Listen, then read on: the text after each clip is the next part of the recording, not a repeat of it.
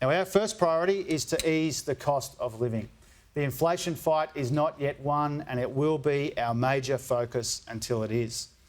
We are realistic about the next 12 months, but we are optimistic about the future. Because amidst all of the threats to living standards and opportunities for growth laid bare in the IGR,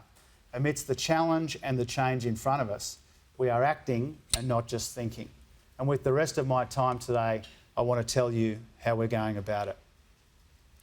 We're getting the budget in much better nick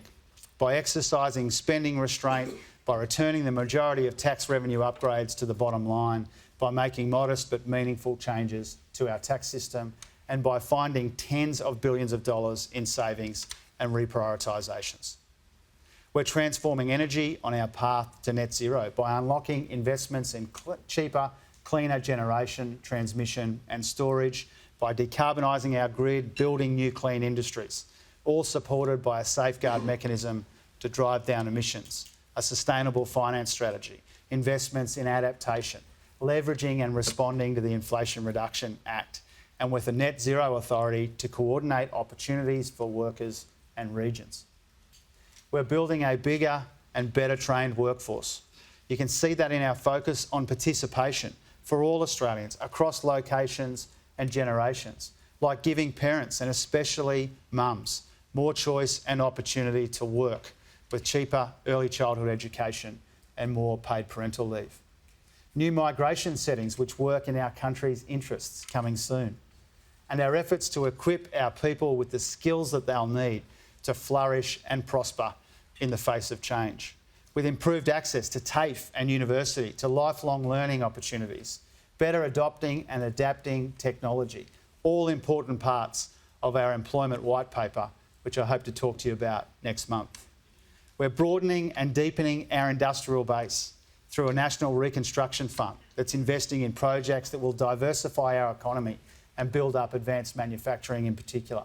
through a critical minerals strategy which will help us to leverage traditional strengths into new ones as we redefine what it means to be a resources powerhouse, and through our comprehensive plan for the care economy to ensure we have the people we need to deliver the care that Australians deserve.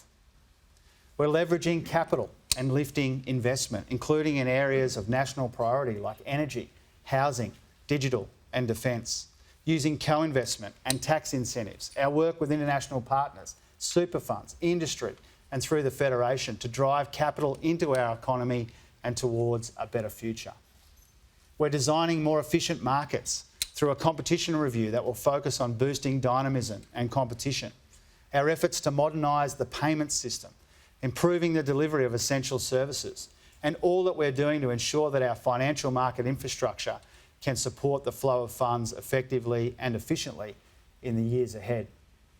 And lastly, we're reforming our economic institutions by renewing the RBA and refocusing the Productivity Commission, establishing new approaches to address entrenched and intergenerational disadvantage through place, introducing gender-responsive budgeting,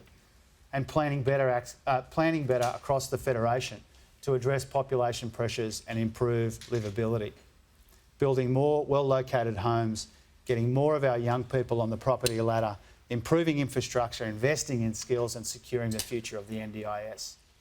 Now, by doing all of this reform, by broadening and deepening our industrial base, building a bigger, better trained workforce more capable of adapting to and adopting technology, and getting capital flowing towards where it delivers the best returns and the most benefit to the nation, we will be maximisers and not just managers in the decades to come.